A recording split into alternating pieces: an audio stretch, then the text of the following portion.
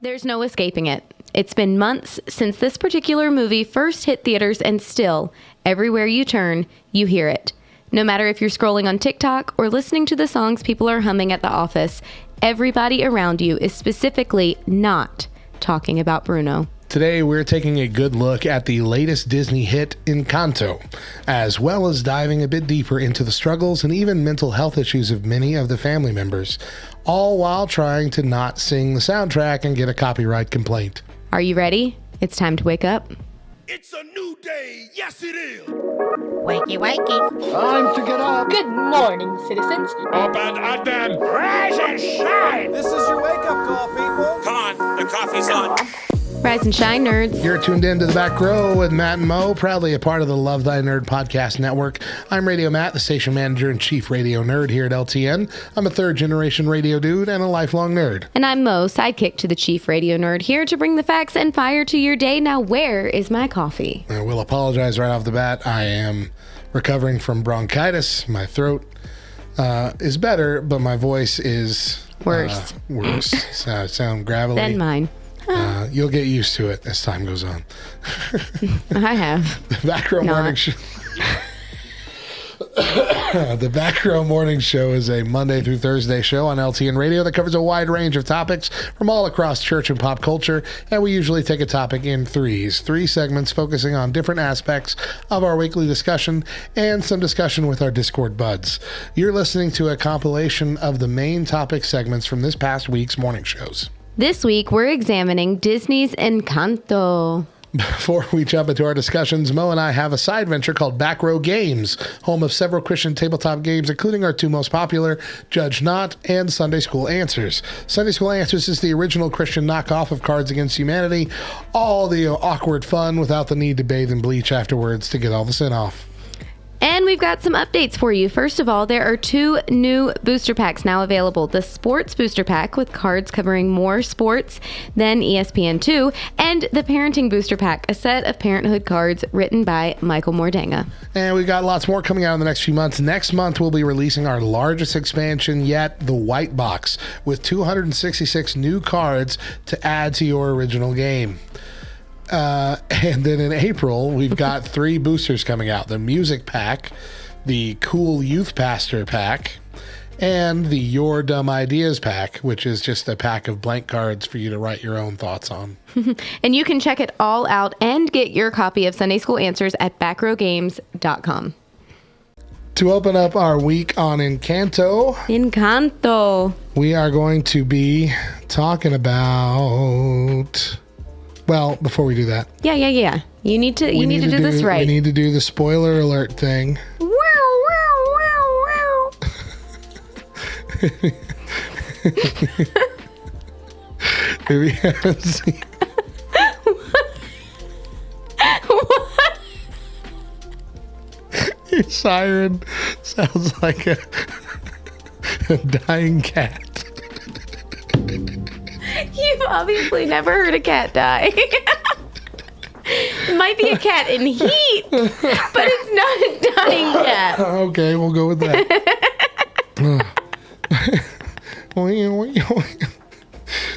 You have siren written in here. I was just trying to be helpful. I appreciate it. It just caught me off guard. If you haven't seen Encanto yet, this segment is going to spoil it.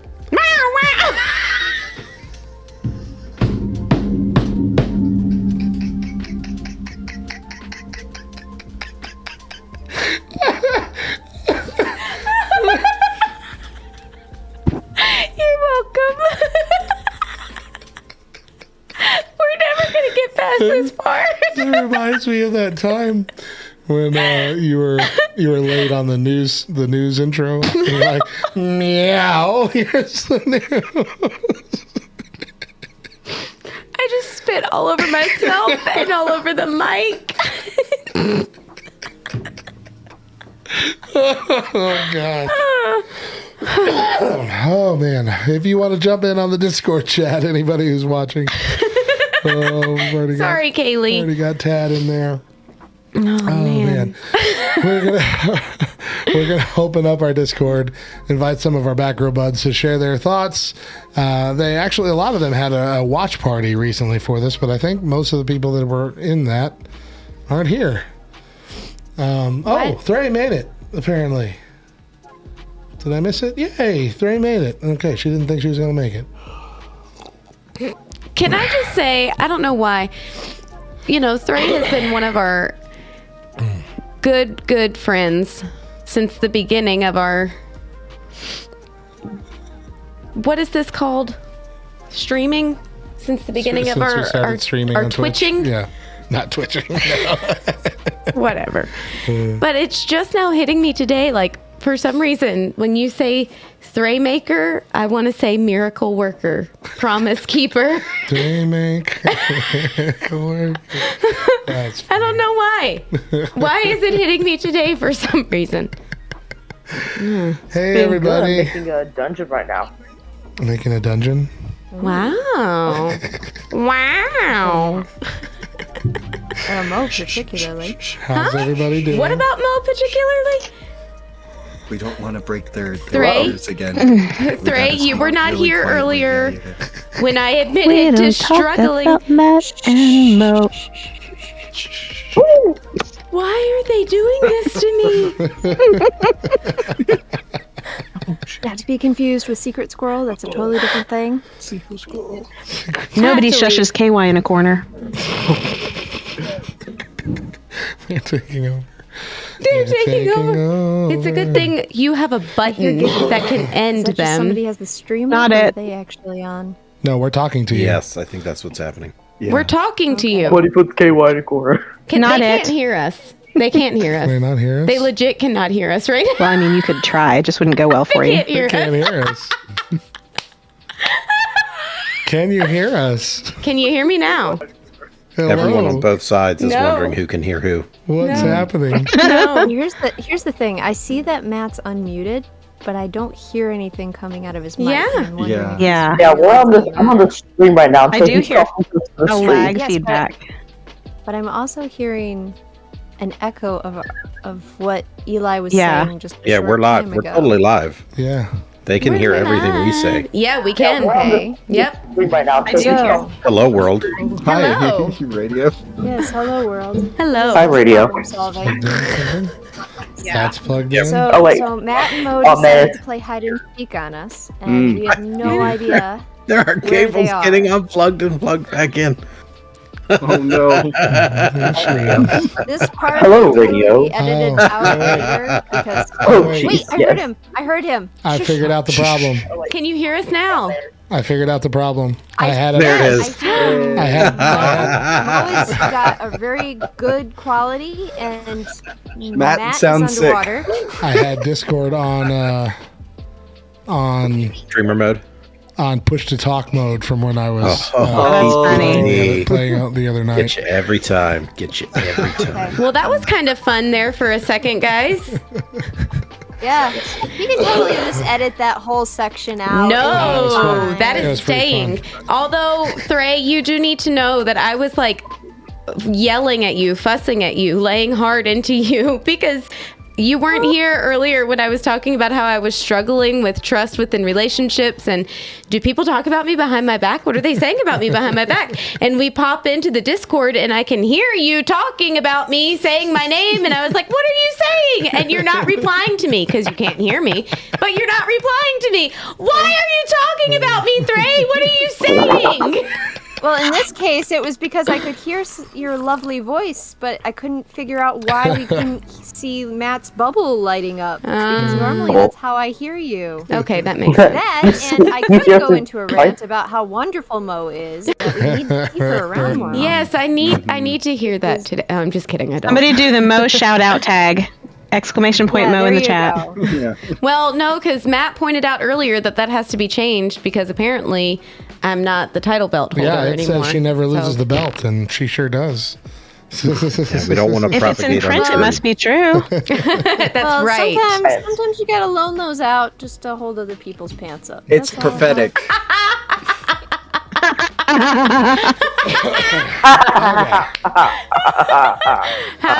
I'm gonna let you run the questions. It is to why? laugh. I don't want to run the questions. Okay, Okay, there's so an echo friends, somewhere.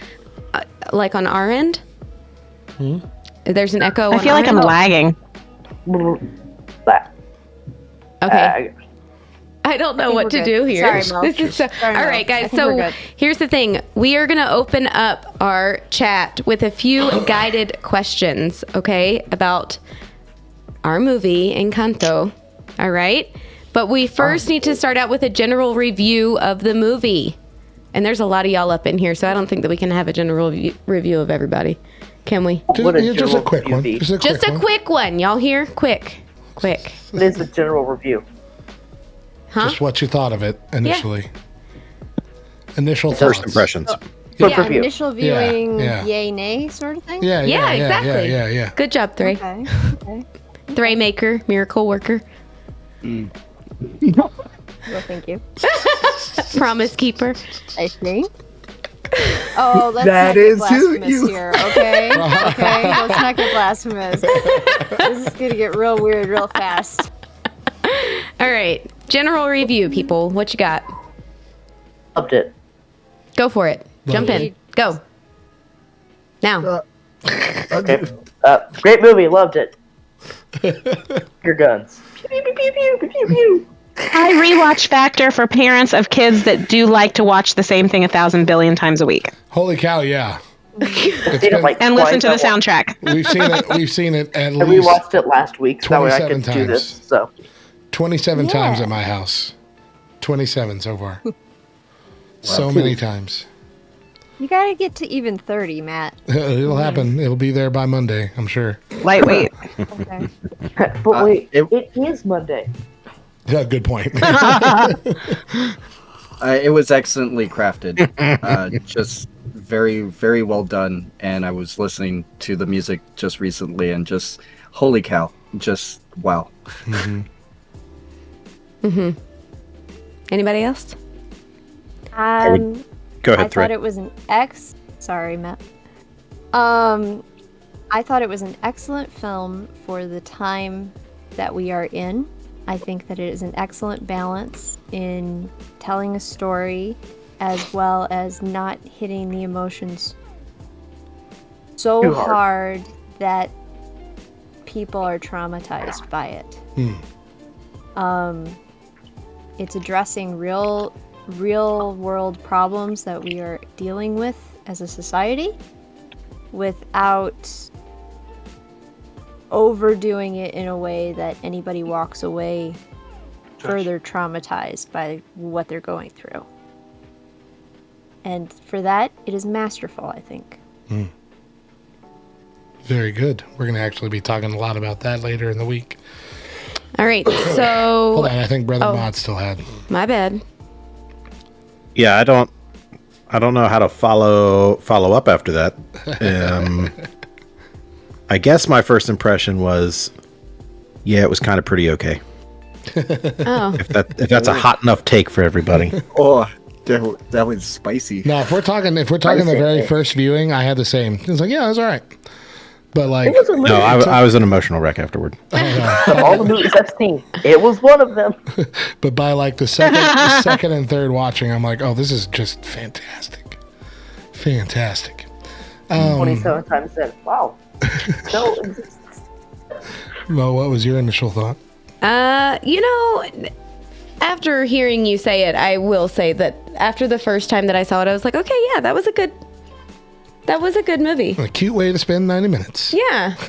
But you're exactly right. The more that I've watched it, the more I've listened to the music, the more that I've thought in depth about each character, the more I'm like, okay, this is top notch. This is, This is something special. yeah, this is really, really Fill good. the room again. Does anybody have a favorite character? I mean, you have to have a favorite character. Actually gonna ask this question because we all know what everyone's gonna say. No. I don't think so. What? Mirabelle. Mirabel? Okay. I mean, that's, Mirabelle. It's a safe choice. yeah, I think People that, say Bruno, but I'm like, Mirabelle. Who doesn't like Mirabelle? Voiced by Stephanie Beatrice. What's not to like? She's Mirabel. great. She is great. Mirabel. All right. Who else? Anybody And I'm else? getting blasted soon, so. This is a Dolores. different than talking about powers, right? We're just talking about the characters. Just the character. Well, I mean, you yeah. can define it I however you love, wish. I love Dolores just because you always see this internal struggle, and I love how she always speaks quietly because I bet she can't stand her own voice. Of all the things that I've Those thought little about, and of tweets that she all does.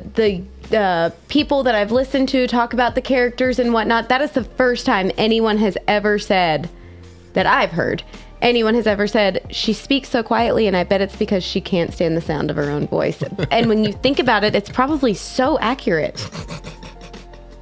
Right. I can't do the high pitch that she does right now. Yeah. Oh, Yeah, gosh. she just doesn't. Yeah. It wasn't Her me little that squeak. time, guys. It wasn't me. It's me. Anybody else? Just Well, I will. It's kind of a side conversation, but we have a lot of talk about superpower comparison at our house. And so we've all kind of decided that Isabella's power is the most powerful. And so therefore my favorite, because it can be used offensively and defensively and for beauty and for function, for growing food. So like if any of the powers, I'm totally team Isabella. Isabella. Because flowers. Isabella. Yeah. Reggie. I mean- I always love I like movies with Isabella. I mean, Always my loved favorite her. may not be Captain. the most flashiest of the characters, but I liked Felix the most. Which one was Felix? Felix was Felix was Pepa's. Is Pepa's husband. husband. Yeah, Felix is great. I like that. Yeah. Felix is a very encouraging character, That's why he's my favorite. especially to his We're talking wife. about my husband. Yep. Don't talk about my husband. Like you can say, like even in that last song where all the themes come together, and Bruno is apologizing and saying, "I'm just trying to tell you, let it all out. Stop trying to hold this all in." He says, "That's what I'm always saying. I'm always telling her that." Yeah, I like that. Who didn't give theirs? Oh, I think I didn't. That's Okay. because I was stalling. No, you can come out of the Problem stall is- now. Yeah, I know. They're all so good in so many ways. Uh-huh. You I gotta have pick the same struggle, Thray. Yeah, I know. I really do. I'm struggling. The problem is every time I think I've made a decision, I'll get a message from somebody who wants to talk about the show more, and they'll have me reconvinced about a character I've underestimated. Yeah. Are you gonna For say example, Mariana? yes. Who? So I received a bunch of messages about Mariano today, and how he's underappreciated. He's just got so much 'cause love he's- inside. He's Oh, just good boyfriend. trying to compete with all these superpowered girls, and that's rough on a suitor, man. But that's not. I'm not gonna lie. I appreciate Bruno. I appreciate him as an uncle. He does good. He's very protective. I'm a fan. He also, yeah, he seems like he may or may not have had a number that got cut. I'm very suspicious that we'll have a deleted scene You think later. I think that knock on wood had its own number, and somebody told him that the whole movie got too long and was too heart-wrenching, so they cut it. That's what I bet happened. So So this would be a sad song. you should sad really song. go watch some YouTube Does it exist? things. Uh-huh. Wow. All your questions answered about the movie Encanto. That's one of the ones that I watched this past week, like trying to prepare for this week's Okay. episodes. Yeah.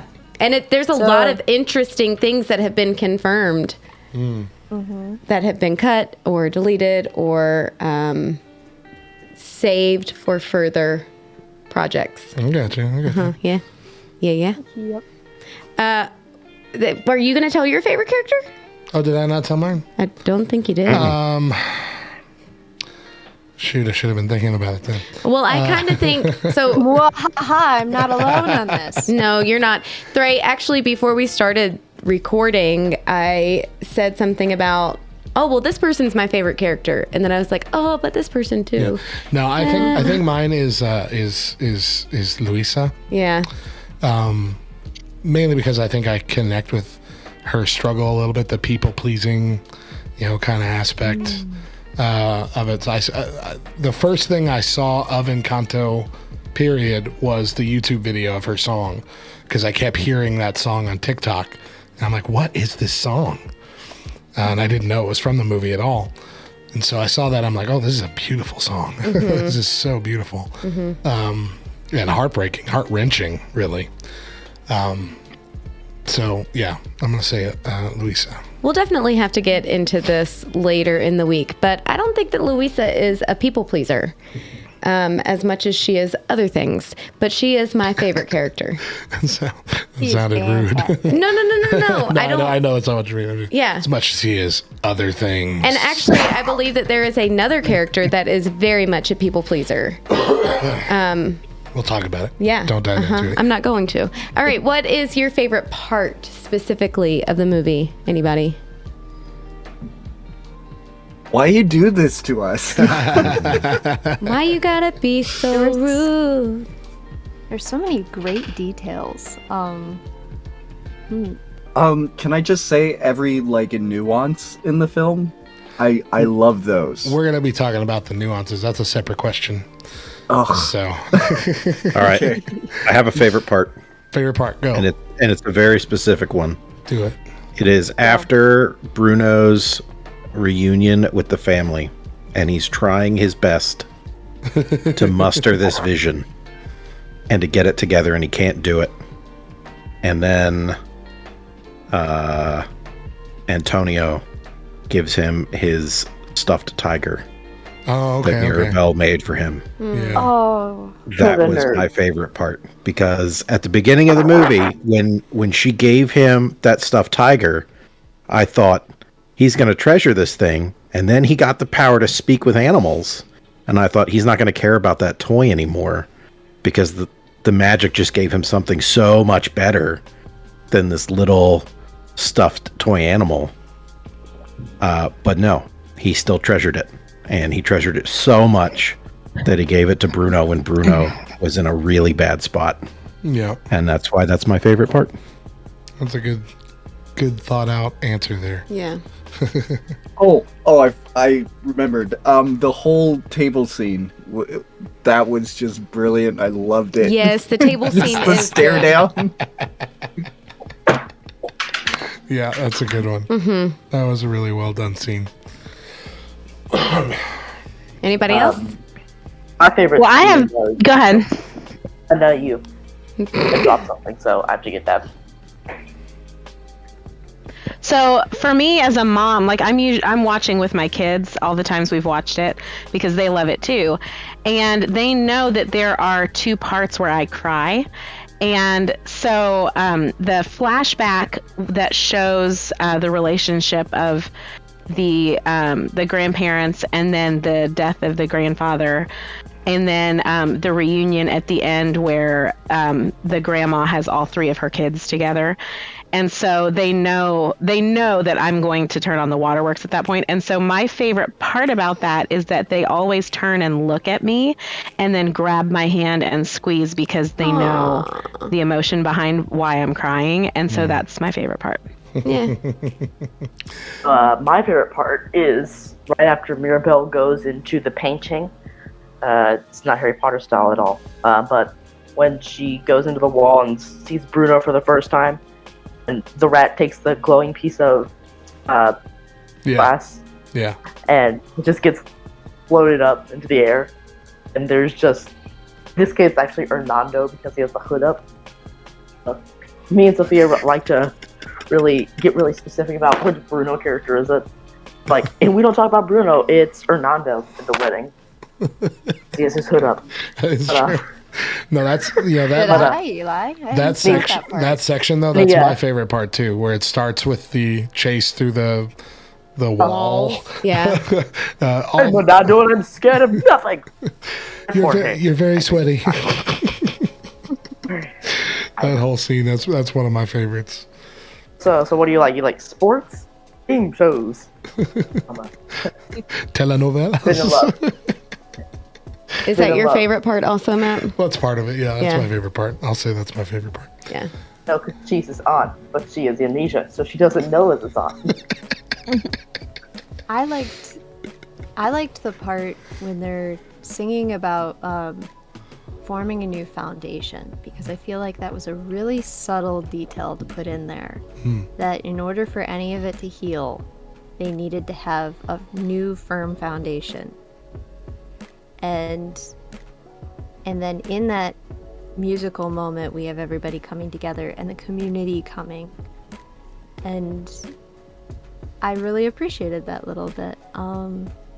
Especially because, of course, there's biblical importance there that, while subtle, it's a good framework to try to outline to others. Yeah. So, it's like, yes, thank you, Lynn. You've given me tools. This is great. So. Well, speaking of. Go for it. Speaking of Lin-Manuel Miranda, the next question is, what is it missing? Oh, I'm sorry. I skipped one. Do the next one The first. best song. I know. I was trying to figure out where you were going with what is it missing in Lin-Manuel, but okay. Yeah, so what's your best song? What do you think is the best song? I think we all know what the best song is, in my opinion, because I sang it. We don't talk about Bruno. Yeah, you did a good job, too. Look, Yes. Seriously, Eli, that was incredible, man. We Don't Talk About Bruno is literally more popular than Let It Go was on the charts. Good. Like, it beat Let It Way Go. back in the day. And Gosh dang it. That was Good. the most popular Disney song ever. And we thought it would be forever. Didn't So deserve when it. Miranda was like, right, challenge accepted. So I personally think that We Don't Talk About Bruno is the most catchy, Definitely. but I don't think it's the best. It's the best one. Agreed. I think Luisa's song. Surface Pressure? Yes. Yeah, that's really good. I think that is the best song, honestly. I do. I do like it. Yeah. I'm with you on that, Mo. Biff, I can talk. Yeah. I agree, but possibly for different reasons. Okay. But you don't even I know my think reasons. We Don't Talk About Bruno is probably the most technically impressive of the songs, because there is a whole lot going on that just works seamlessly. It all gets stitched so together. So well. It's really, really impressive how they did that. But Luisa's is my favorite, not because it's technically the best, but because it's a song about being the oldest child in a family. Okay. And that floored me. I wasn't ready for it. Matt, do you have... I know there's several others. Never mind. I'll ask later. Okay. Sorry. I don't know what she's going to ask, but she said it would be later. Okay. Brace yourself. Brace Yeah, yourself. right? Everybody else's. Anybody? Songs? Anybody? Other than Bruno? Well, I mean, other than Counterpoint is one of my favorite musical things of any. So having that in Bruno, just I can't get over that. So I love it when there's different melodies laid on top of each other like that. That's just I love it. So some of my favorite, like, Weird Al song, Pancreas, they do the same thing. It's going to bring Weird Al in there. We're talking about singer-songwriters that are amazing and life-changing. But that's always been something that I've adored.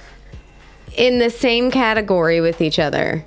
Lin-Manuel Miranda. Let me just tell you, they disagree, because if you will look and see, Weird Al actually did a polka of Hamilton, and Lin-Manuel Miranda recorded himself live listening to it for the first time, and he fangirled out so hard, and I love that video.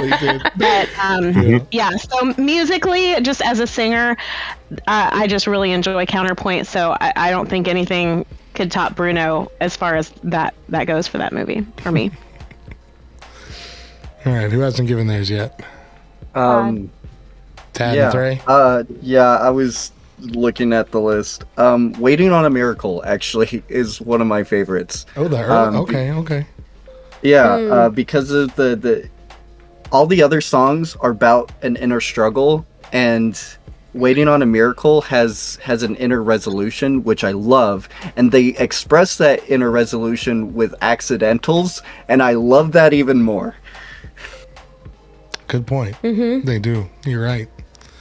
Yeah. All right. Are we? Yeah. Oh, go Threy. ahead. I think Threy has Sorry, hers. Threy.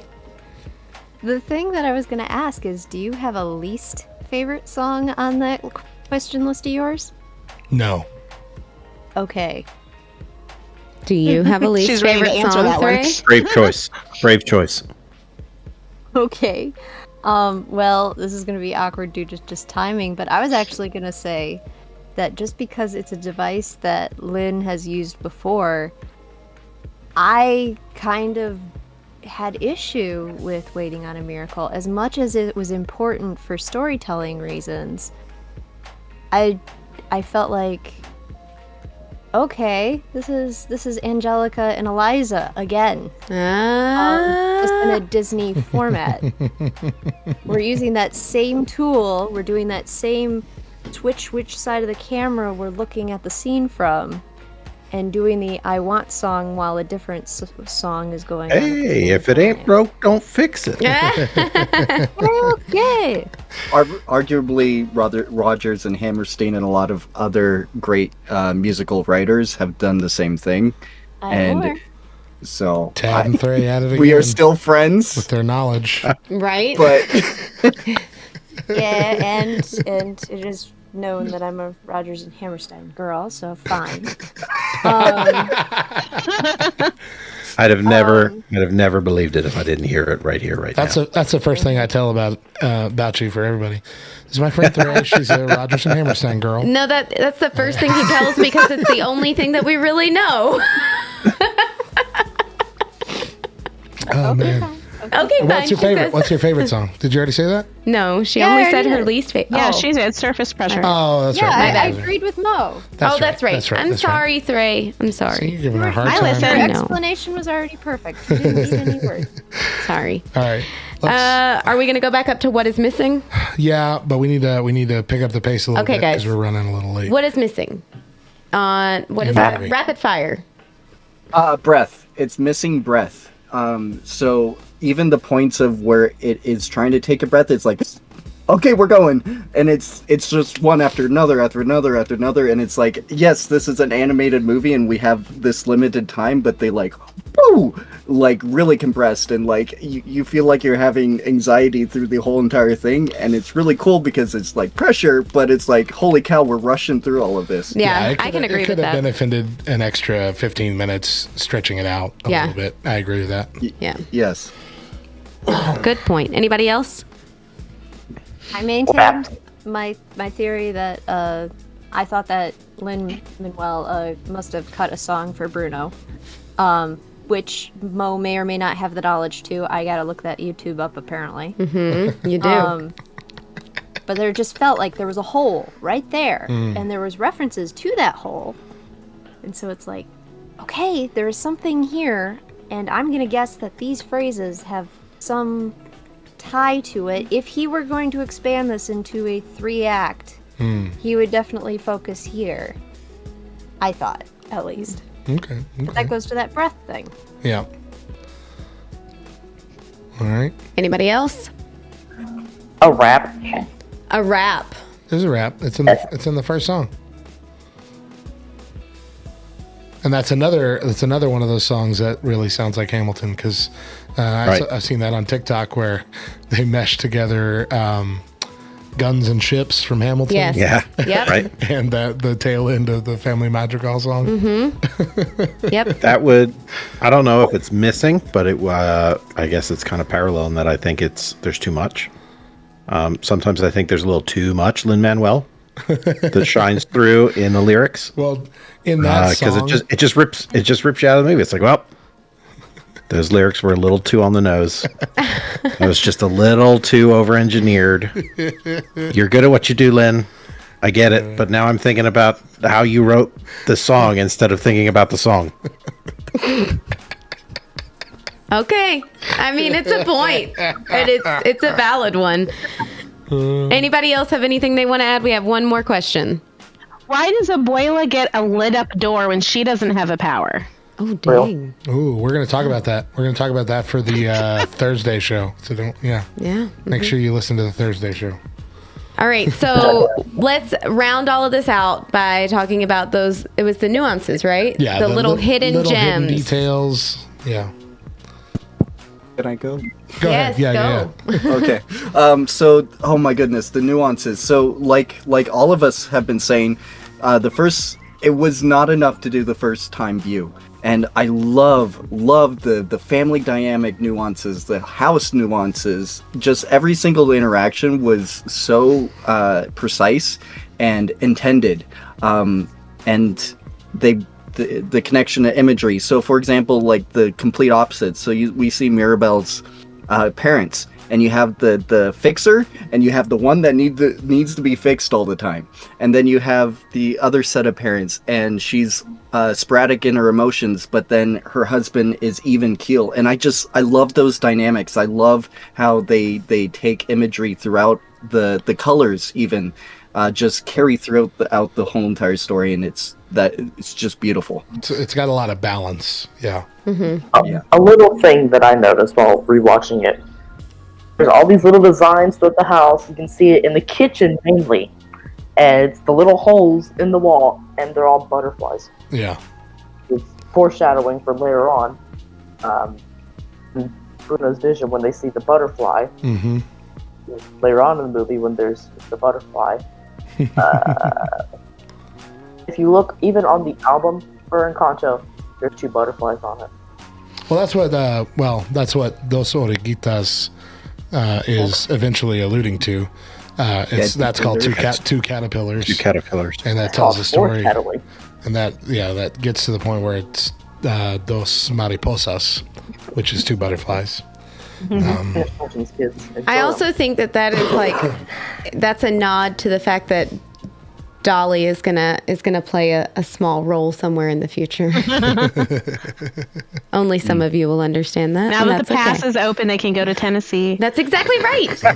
Well, hello. I'm gonna go to I liked the cameo of Bruno during Dolores' section of the song. So I liked it for 2 reasons. One, because Dolores is the only one who knows he's still there, and so the fact that he shows up during her portion was a nice little, foreshadow nod. But also, as a viewer, I appreciate a reward for being someone who looks in the background. Right. Yes, absolutely. And because one of my favorite children's authors, Peter Spire, he writes books where you don't just follow the main story, you can also read through it just looking at the stuff that's not the focus of the story and be entertained. And so I love looking and finding a reward in the background that the animators have put in there for people that are exploring visually. So I appreciated that a lot. Mm-hmm.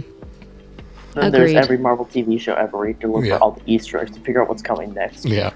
I think the 4th time that we watched it as a family, we were all picking out all the hidden little Easter eggs from different movies and whatnot that were back there.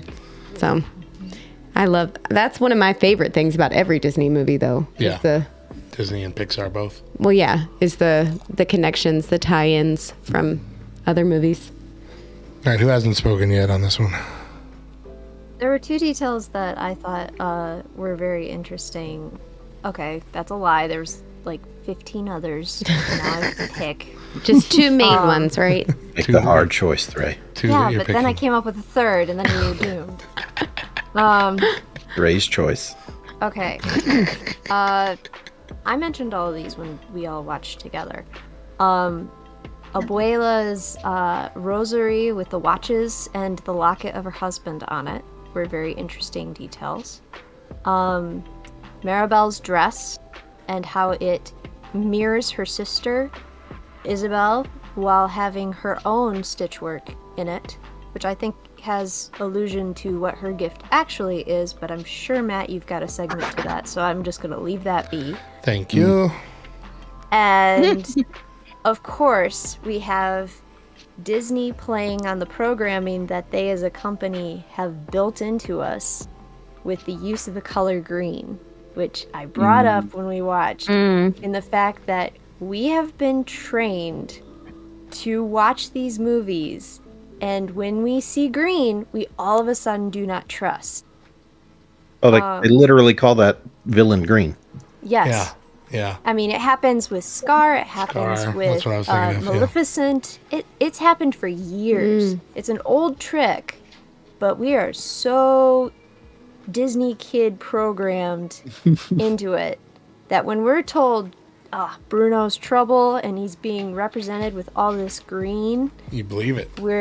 we believe it. Yeah. And there's subtle greens in different places that also lean towards that mistrust. Yeah. So, anyway. I like that too. My favorite little detail is, it was already partially discussed, where we talked about how Dolores talks very quietly. But you'll also notice in there, like, anytime something loud's happening, like when the fireworks or whatever's going on, she covers her ears. And if you look back to the scene where she's clapping, she's only clapping with her index fingers. Just like this. I love her so much. She's great. I love it so You know, much. her room is soundproofed. I also like... That's missing too. I want to see the other rooms. We need a house tour. We need a house tour. There's only Yes. one bathroom in the entire house. I also like There that is a bathroom. on This all is their impressive. clothes. On all their clothes, they have represented kind of what their power is. Like Dolores has like little sound waves on her thing. What's the shape-shifting kid's name? Camilo. He's got a chameleon on his little thing, on his little over poncho. And Maribel has all of them on hers. Maribel has all of them on hers. Yep. Luisa has little dumbbells. I was convinced the first time watching it, up until like the very end, that the house, Maribel was the house. Like they were the same thing. Yes. That would have been such a fun twist. That would have been interesting. I'm the whole time I'm screaming, that's her power. The house is her power. Yeah. Well, thank She you. was framed from the very beginning. Oh no. Thank y'all so much for joining us to talk about this. Yeah. Thank you for welcoming us to talk about this. Yeah, I've been excited. Sorry that it got delayed. Yeah, sorry it got delayed. We were really excited about it. But yeah, we're going to be talking. We're going to be doing a deeper dive into most of these characters over the next 3 days worth of shows. So we encourage you to tune in and listen to those as well. But for now, we're going to go ahead and close the Discord. Thank you all again. We love you. Love you guys. We love you. Happy Valentine's Day. We love you guys. Yeah, bye, Mo. Bye. Really good discussion. Really good discussion. Yeah, but that was we good. had to end it. But yeah, I should have known not to put 6 questions on there. So Because we have very thoughtful people. People We who do. really have a lot of good stuff to say. If they could do it, I'm still pushing for a Tad and 3 election year, but I don't. They can't do that. He's not old enough. Remember, he's not old enough. Also, is he even? Does he? He's not. What? Tad, where are you from? Yeah. See, Oh, 3 he's said Canadian. it. That's yeah. right. Yeah, that's right. I forgot. See, I didn't want to just be like put it out there, but like it's an insult. Isn't he Canadian? No, listen. All of 2020, I wanted to be Canadian. Anyway. I want out. I want out of here. Oh, gosh. All right. That was a fantastic discussion about a great movie, and we've got a lot more to talk about. We'll be back with more. Stick around.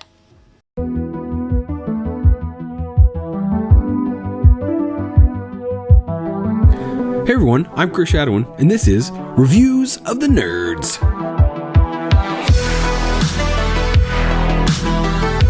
Today, I'm reviewing the board game Moonrakers by Ivy Studios. And no, this has no affiliation with the 1979 James Bond film starring Roger Moore. In this game, You take on the role of a mercenary working loosely with other mercenaries to complete contracts, upgrade your ship and crew to earn enough points to become the head of the Moonrakers. According to the box, Moonrakers is a game of shipbuilding, temporary alliances, and shrewd negotiation. It's a deck builder with a few twists. Like most deck builders, everyone starts with the same 10 cards. But from there, you can choose to buy crew members to add to your deck, or ship parts, which give you permanent perks and add resources to your deck. On your turn, you can choose to complete a contract on your own, but if you want to win, you'll have to take on harder contracts that you can't complete alone. This is where the twist comes in. You'll need to negotiate with the other players to complete contracts. You have to decide if taking them is worth it, and you have to decide what contract rewards you're willing to part with. The harder contracts, the rewards are greater, but you have to roll hazard dice, which can cause you to lose victory points, which is what you need to win the game. The first 1 to 10 wins the game. If you're a fan of board games, deck builders, semi-co-op games, negotiating, and are arguing, then this game's for you. Trying to figure out strategies, deciding who to take with you on contracts, and figuring out who you should help or stab in the back is always a lot of fun. The replayability of it is great because there are so many different strategies to try. After playing this game for the first time and losing, I immediately wanted to start again. I already had new ideas in my head of how I could win for the next time. The fact that you're engaged on other people's turns makes this game very interesting. And aside from the excellent gameplay, Ivy Studios has put out a game with very high quality components, including metal coins. Originally a Kickstarter game, it's now available on moonrakersgame.com. My minor gripes are that turns can take a long time as people negotiate for a long time, but you can set a timer if you would like. And some of the cards are square, so if you want to sleeve your cards, you have to buy custom sleeves from them if you like doing that. Besides these minor things, this game is top-notch. I highly recommend adding this to your collection and your rotation of games you bring to the table regularly. I'm Chris Shadowin, and remember, in space, no one can hear you rake the moon.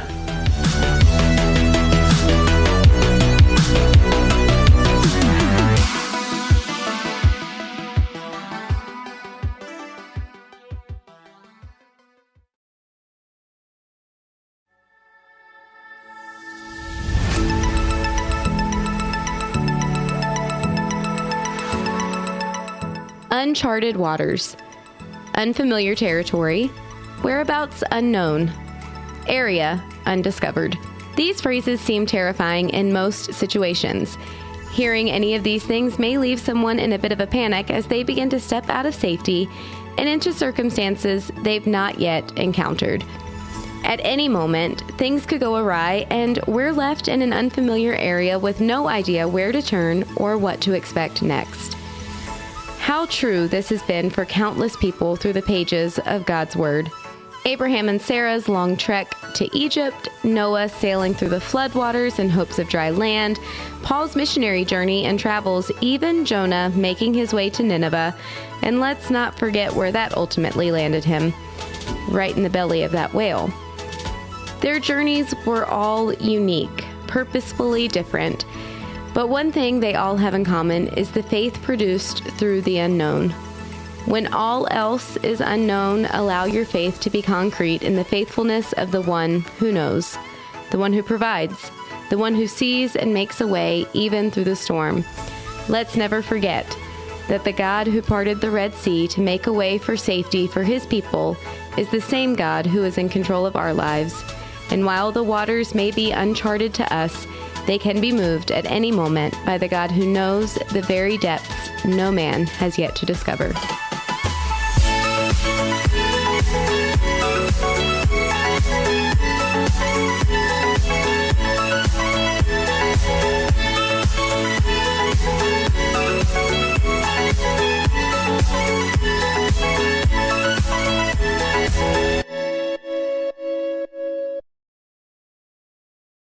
Welcome back to the Back Row Morning Show. I'm Radio Matt. And I'm Mo. And every week, these four main segments get spread out across 4 daily morning shows on LTN Radio. And they include a lot more content, including weird news, random facts, games, challenges, rants, junk food, and more. And you can be part of all of that by following us on Twitch at twitch.tv/LTN on air. So you'll be notified when we go live. You could even be a part of the show. And make sure you catch our full morning shows every Monday through Thursday on LTNonair.com at 8 a.m. Eastern with an encore at 10.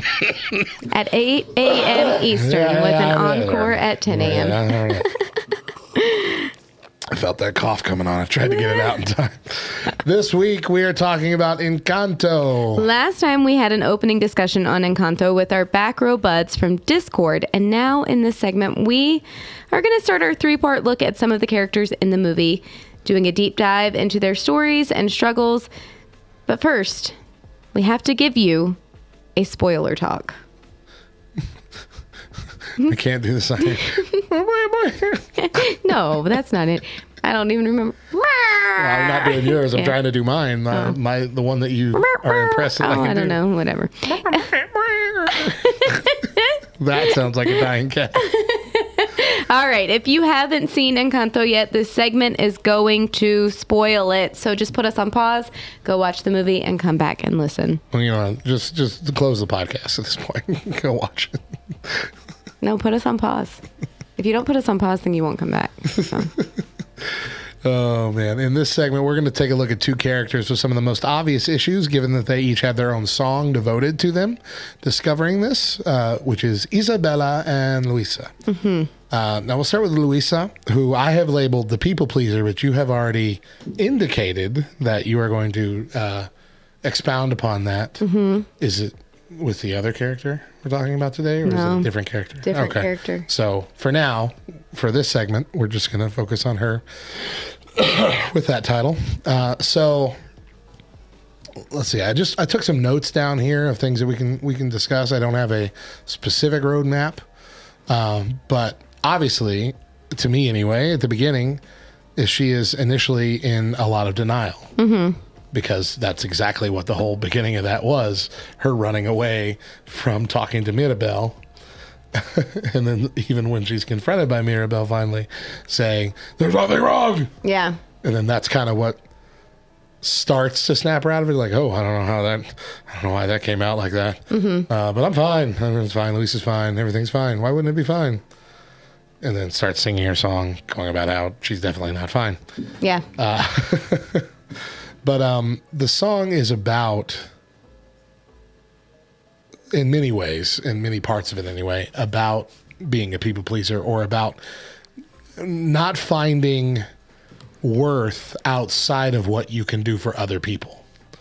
In fact, she even says, I'm pretty sure I'm worthless if I can't be of service. Mm-hmm. And I think that was one of the most telling lyrics of that song. Pretty sure I'm worthless if I can't be of service. And that's a sad line. Yeah. And a sad thought that I think a lot of people actually deal with. Yeah. Because I felt that way before. Oh, yeah. I do a lot of favors for people when it comes to things that I can do. And for a long time, I would never say no, even if I was overloaded.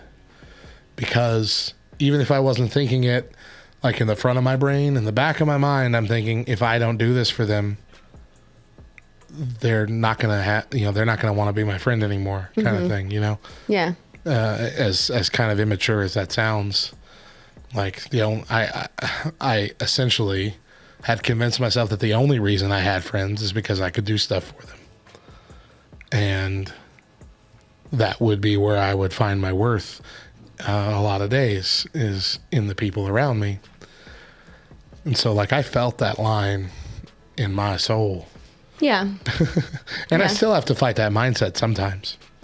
But I also have, luckily, mainly through our work with Celebrate Recovery, have learned that it's okay to say no, which is a lesson that she had to learn here, too, in the movie. Mm-hmm. Especially towards the end. It's okay to take a break. It's okay if you can't do everything that needs to be done. And sometimes, like,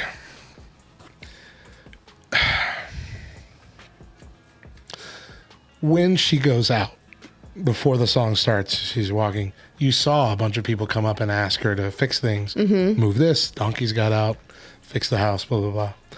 And while that does seem to be like the town putting pressure on her, I really don't think that if she said, I need some time, or I got to do this, or hold on, I got to take a break for a while, that we would have seen the town go, well, what? Yeah.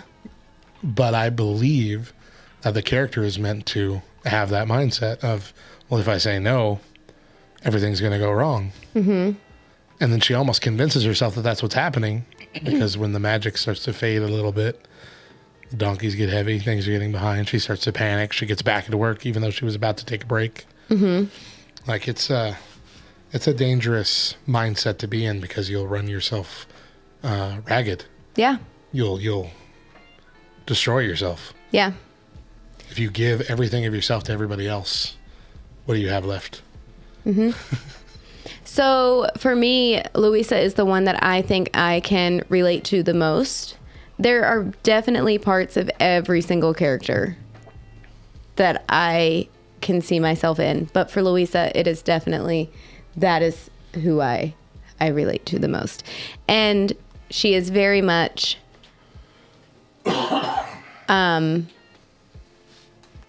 canon in our family. Your son, yeah. Mm-hmm. Which is kind of funny because the song leads you to believe, which, do we ever really find out the birth order of the girls? I'm pretty sure she's supposed to be the oldest. Okay, but do we know for sure? I don't think so. Okay, because it leads you to believe that she is the oldest. That's kind of what you would think. You would think that Luisa's oldest, Isabella is middle. Yeah. And Maribel is the youngest, of that family. Right. However, I kind of think that Isabella is the oldest and Luisa is the middle. Because when you tend to think about family dynamics, it's typically your middle child that tries to carry the weight. It's typically your middle child that tries to be the bridge. Your middle child can see the struggle in the other family members and tries to carry that burden for them. They don't want to see things fall apart. And so instead of allowing things to fall apart, they carry it. And we see this image of this big, strong character, but there's a line in the song where she said, oh man, I don't even remember if it's a song now or not. But somebody makes a comment about how she is strong, and she says, yeah, but I cry sometimes, Oh, yeah, too. that's at the end, yeah. Yeah. Which is a beautiful representation of the fact that it's not just her physical strength, that they're pointing to. Right.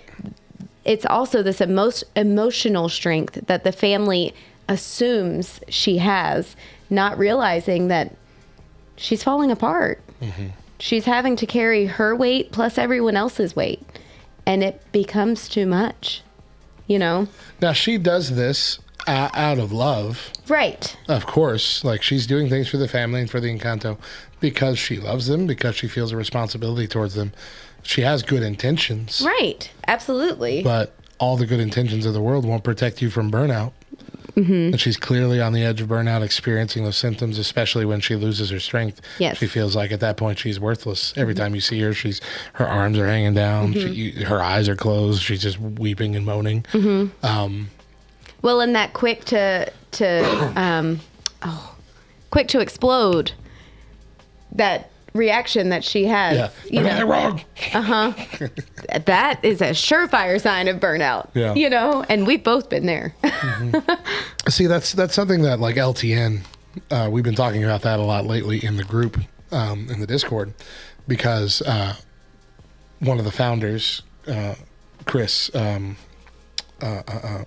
St. Chris, the photo back here, he's taking a sabbatical. He's taking a couple months off to protect from burnout. Mm-hmm. They've been doing this now for not just with LTN, but with their former ministry they were part of too, with Game Church, for like 6 or 7 years, and he hasn't really taken a break. He said he's only really been recently made aware that he's allowed to take a break, as a person. That's kind of funny. Funny's the wrong word. But that's right. But that's also why, like, our podcast for LTN, all the main podcasts, aside from ours, take 2-month breaks every year. And so from June and July and December and January, there's no podcast coming out except for ours. And ours, even, we take at least a 2-week break in the middle of that each time. And then we usually have a couple other weeks spread out around those times as well, just to make sure that we can get at least a good month of time off during that break season. Just to make sure that we protect from burnout, because before, I believe we started doing this in the middle of last year. I'm sorry, by last year I mean 2020. We started doing this in the middle of then, because up until that point, every podcast was trying to go weekly, nonstop, and they realized some of the podcast hosts were like, I don't want to do this anymore. They're like, well, maybe let's take a break, and then we'll see if we feel. And they took the break, and then they came back like, yeah, let's keep it on. Yeah. It's having that kind of that resting period is important, but it's also sometimes frowned upon. I remember our former pastor here had been the pastor here for 15 years. 15 years before he asked for a sabbatical, a break. He asked for a summer off. And most of us were like, yeah, of course. You've definitely earned it.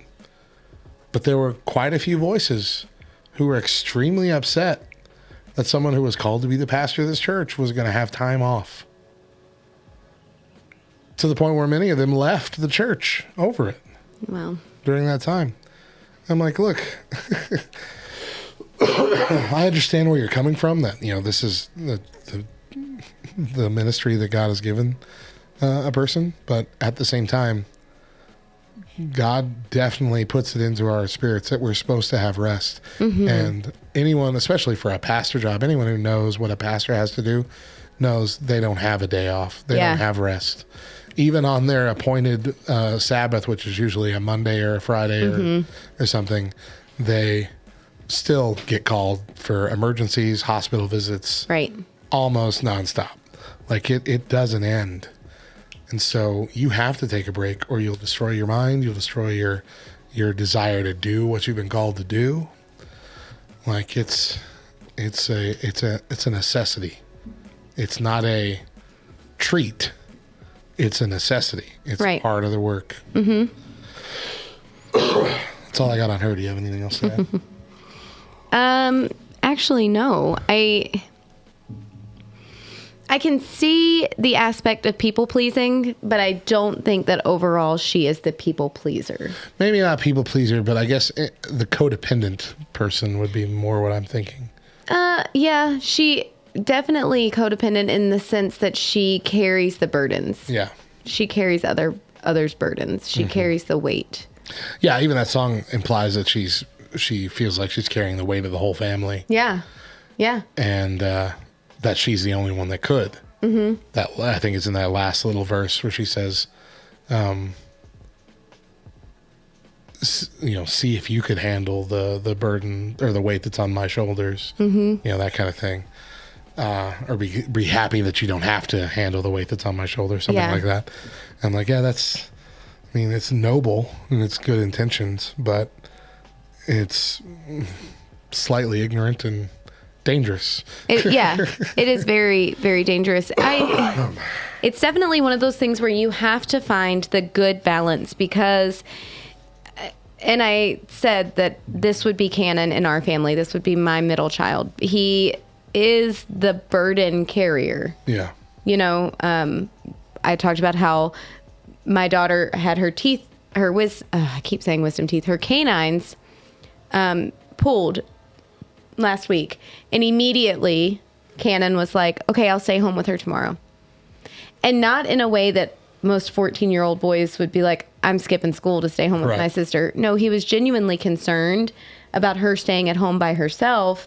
She'll be 11 in a month. She's old enough to stay home by herself. Yeah. We live in a town that it would, at the very most, take me 10 minutes to get home to her. Right.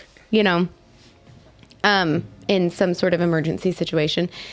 But because he knows her, he knows her fears, he knows her worries, he knows what makes her anxious, he knew that her being at home by herself was going to be something that was going to be a fearful situation for her. Right. And he didn't, if he could handle that, if he could carry that burden, he was going to do it. And so in that way, it's one of those things where I had to remind him, I'm so thankful that she has a brother who knows and cares and loves her enough. But at the same time, you can't put yourself on the back burner. You have responsibilities. You have things that you need to be concerned with in your own life that are going to end up falling behind, you know. At some point, you have to put yourself first. And I think that is probably Luisa's biggest issue, is that she always puts herself on the back burner while worrying about everybody else. And I think there's a negative connotation with that thought of putting yourself first. Oh, yeah. But really, that just means caring for yourself. So you can care for others. So you can care. Yeah. I mean, it has to happen. All right, let's move on to Isabella. Isabella. Which I have labeled the perfect life. Okay? The perfect one. The perfect one. So, some of my favorite interactions in this whole movie is Maribel and Isabella. I think it's hilarious. My favorite line of the whole movie is when she sees that it's Isabella in the vision. Oh, yeah. You know, Isabella! The way she said, I'm just, oh my gosh, it's so funny. Every time. What is hugging her gonna do? Yeah. I gotta go save the family. Bring it in, bring it in. It's not my favorite song, but that is my favorite part of any song. Bring it in, bring it in. Bring it in. Hugs. Bring it in, bring it in. Yeah. So Isabella initially thinks she's doing the right thing for the family, but she wears a mask of perfection, which is something especially church people can understand. But I think anybody can, especially these days with social media. We all wear masks of perfection. Everything's great in our life. I mean, there's some of us that have learned to take those off. Yeah. But like it's a common thing. But like with church, it's it's the runaway joke of the family that's yelling at each other in the van all the way to the church, and then as soon as they walk through that door, big smiles. Everything's great. We're a happy family. Perfect mom and dad and 2.5 children. Yep. So she's wearing this mask of perfection. She's the perfect golden child. The whole thing. Her power is very beautiful. It, obviously will just make everybody happy. Like that's her lot in life, to make people smile. And she does, though, life-altering things for others that she doesn't want to do because she thinks it's the only way to keep everybody happy. Yep. And to keep this, so she wears that mask of, okay, yeah, she wants to marry this guy and have 5 kids, which might have been a lie. Have you seen that theory? Yes. Yep. With a little side eye. He wants 5 children. Huh? But anyway, she the song, this encounter with Maribel, reveals that, before the song starts. It's in the argument. Reveals that she never wanted to marry him. She was doing it for the family. And so what this really happens is that she's hiding her real identity. She's hiding her real struggles. She's hiding her personal desires, all because she wants to keep on this mask of perfection, not only on herself, but on the family as well. She wants to help this family see, we're growing, we're good, we're happy, we're building new generations, we're keeping the magic alive. She feels responsible for the face of the family. Thoughts? So originally, that's a new word. Originally, I was not thinking Isabella was the people pleaser, but as we were talking about Luisa, I actually kind of am sitting on the fence between her and another character. And I may be leaning more towards Isabella being the people pleaser. It's a complicated movie. It is. That's okay. It is. For me, as I'm watching, and I have watched and I have listened to commentary and tried to figure different things out, I have pinpointed which character would be my children. Your children. All three children. All three children. And all three children are a little bit of each girl. But they do lean more towards one specific. Okay. And Isabella is Mila. Okay. The perfect one. Hair flip. Uh-huh. And again, kind of looking at an analytical perspective from this, you tend to think that, well, a lot of people tend to think Luisa is the oldest and then Isabella. I think Isabella would be the oldest. And a lot of people would then think that the oldest would fall into these kind of same mentalities and in the category. I'm going to look it up. Okay, figure it out. But usually the oldest is deemed as the perfect one. The one who can do no wrong. The one that sets the standard for all the other kids. Okay, Isabella is the oldest. Okay. Isabella, Maribel's oldest sister. See? And then Luisa is the middle? That's not showing me that. Okay, Isabella is the firstborn grandchild of the Madrigals, and she's apparently 21 years old with the events of Encanto taking place. Luisa is the middle child, estimated 19 years old. Maribel is the youngest. And I'm pretty sure I saw somewhere else that Maribel is supposed to be like 14. 14? Yeah. Okay. See? So, look at me. Look at you. Anyway, so for me, it's kind of strange that it is my youngest that is in this same kind of oldest. Well, the whole people pleasing and the perfect one and the one that can do no wrong and sets the standard but she very much is. Yeah. And she very much is a people pleaser. And it is something that I have known in her from a very long time that I tell her all the time. You need to do what you want to do. Do what Mila wants to do, not what your brothers want to do. Not what your daddy wants you to do. Not what I want you to do. What does Mila want?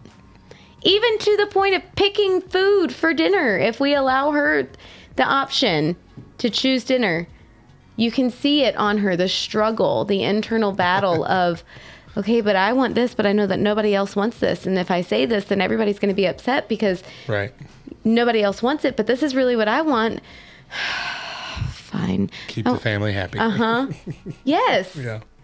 So anyway, it's funny again, I keep saying funny. It's very strange to me how when you look at every character, the goal is always the same. Yeah. It's the family. Protect the family. And Encanto, to a degree. Yeah. But we'll see. And in a lot of ways, I think that the Encanto symbolizes the family. It is not necessarily the house.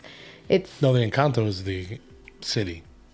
Well, the casita is the house. Okay, you're right. You're right. But again, I feel like that is more of the family. Sure. Because if that falls apart, then the family falls apart. Sure. But while the end goal in every character's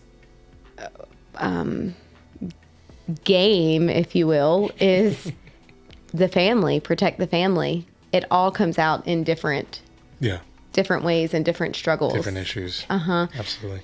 Honestly, one of my favorite parts of the movie is when Isabella makes the cactus. Yeah.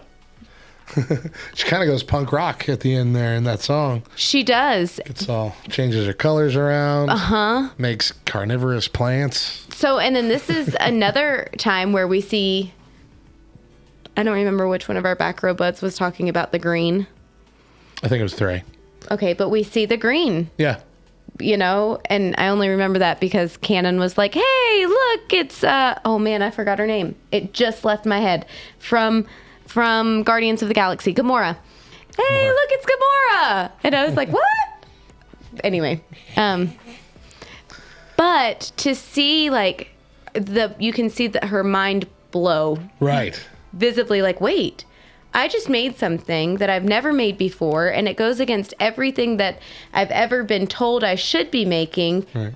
But it's beautiful. It's not traditionally beautiful, but it's beautiful in its own way. Yeah. Yeah. Yeah. I love that. and its differences. Bring it in, bring it in. It's beautiful. Yeah. So those are our first two characters. Next time we're going to do the unthinkable and talk about Bruno. We'll be back with more. Stick around.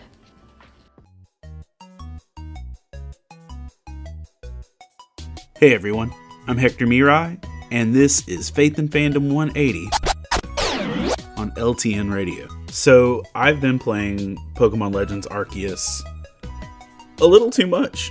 Like, if I'm super honest.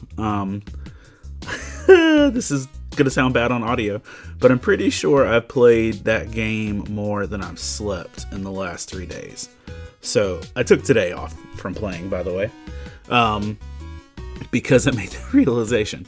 But one of the things that I've really enjoyed about the Pokemon games of the last, 8 years or so, as I've been playing them more, have been the fact that whenever you beat the air quotes campaign and the credits roll, there's usually like a whole other storyline to go with. Like, I know for like Sword and Shield, once you won the big tournament, there's a whole other mystery and some more legendaries and stuff that you have to go do. And so Arceus is a different style of Pokemon game, so I wasn't sure how that was going to play out. So I saw myself getting close to the end, air quotes. And then I beat the game and the credits rolled, and I texted my friend. I'm like, hey, beat it, yay, woo! And then it's like, oh, psych. Here's a whole other game that you got to keep playing. And final bosses and stuff that were much harder than one you just beat. Like, cool. And like, so I kept playing. And then after sitting there way too long, I beat that boss and I'm like, yeah, it's over.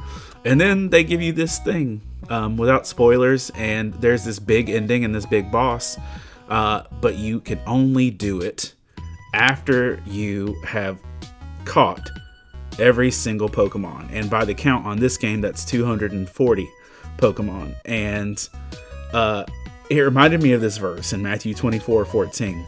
And this gospel of the kingdom will be preached in the whole world as a testimony to all nations, and then the end will come. So many of us, we want like a short version of the gospel, where as long as we like share with a couple people or whatever else, we can stop. The reality is the mission and the focus of the gospel is that it has to keep going until every person is reached, and then it'll end.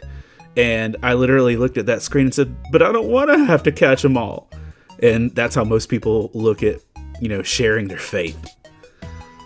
Remember to catch Faith and Fandom 180 every Wednesday morning on the Back Row Morning Show, only on LTN Radio. And if you'd like to learn more about Faith and Fandom, head over to faithandfandom.org, where you can learn about our Comic-Con ministry, podcasts, memes, apparel, and book series. You can even read new chapters before they make it to the next book.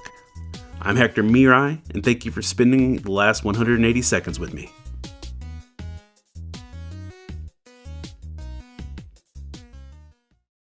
Welcome back to the Back Row Morning Show. I'm Radio Matt. And I'm Mo. There's a lot going on in our Discord, backrowdiscord.com, where you get to chat after the show, share your own show ideas, keep up to date with our Twitch and YouTube, be a part of our radio shows, and also see the behind-the-scenes workings of Back Row Games, including Sunday School Answers. Again, go to backrowdiscord.com to join. This week we are talking about Encanto. So far, we've taken a look at the sisters Isabella and Luisa, and today we're talking about Bruno. But first, we're going to give you the spoiler alert talk. Do I have a siren over here? I don't know if you do or not. You're supposed to have already known that. I have a sad trombone. No, that is definitely not spoiler alert worthy. Hey. Spoiler alert. Yeah. If you haven't seen Encanto yet, pause us. This segment is going to be a spoiler for you. Go watch the movie and then come back and listen. Thanks, Matt. I like that one. I wish y'all could have seen the dance he just did. You can. Yeah. You can. Go watch the video version on YouTube. Yeah. All right. So we're not only going to be talking about Bruno, we're going to be talking about Bruno, Pepa, and Julietta. Take a look at their characters a bit deeper and see what their struggles are. Let's start with the one that we know probably the least about, and that's Julietta, who I am deeming the fixer. The fixer, yes. Which is accurate. So this one requires a little intuition and reading of facial cues, I meant to write, and I even read it wrong. Yeah. So she has the ability to heal with food. She created food, it'll heal whatever your issue is. Okay? Okay, the food. The Spanish is coming out in both of us tonight. She can fix everything except her family. She can't make her daughter magical. She can't solve her daughter's issues. She can't bring Bruno back. We saw her, talk about her heart. Basically, you saw her heart breaking when she's talking about, Bruno lost his way in this family, and I don't want that to happen to you. She stands up for her daughter, especially when she's finally pushed enough at the end of the movie. She stands up to Abuela, saying that you've always treated her differently or poorly or whatever. She has, I believe, this is just my interpretation of the character, but she has this deep desire to be able to do more than she can with her gift. She can heal physical ailments, but what she really wants to do is heal the family because she sees the cracks. She sees what's broken. She's not very vocal about it because she doesn't know what she can do, but she is broken on the inside about what she sees happening, especially with her daughter. And I think she's probably been that way. Maybe not since Bruno left, but since her daughter's door didn't come either. Those two situations, I think, weigh heavily on Julietta. But that's really just into the character. Might be partially, a what's it called? Fan fiction. Fan fiction of the story. But I just feel that in the facial expressions and the way that she talks. Yeah. And I agree. I agree with that. I can relate to Julietta in a lot of ways. Because I think that she knows it, different from you. I think that she knows how to fix it. I don't think that she knows how to verbalize it. And I think that she tries and she tries and she tries. Even with her conversation with Maribel, when she tells her, you are fine just the way that you are. You're perfect just the way that you are, whatever her wording is.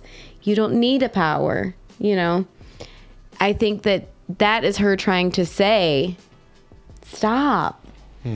Stop trying to search. Stop trying to be something that you're not.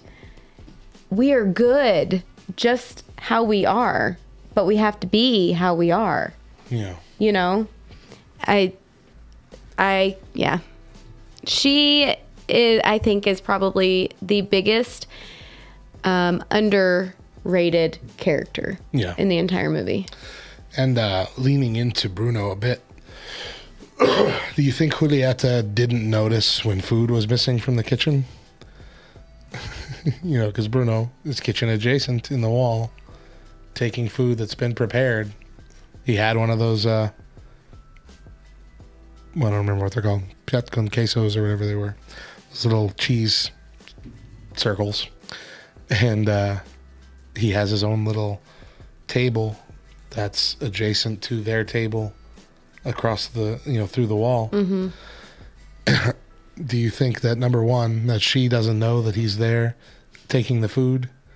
And number two, do you think the reason he takes the food and sits down to eat with the family is he hopes that whatever's wrong with him will be solved by eating Julietta's cooking? Oh.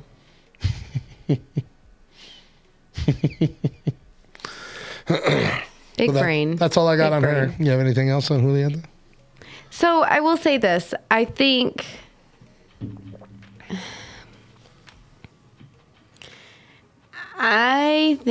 that there is an undertone of, this is going to really probably make some people furious and possibly blow a couple minds.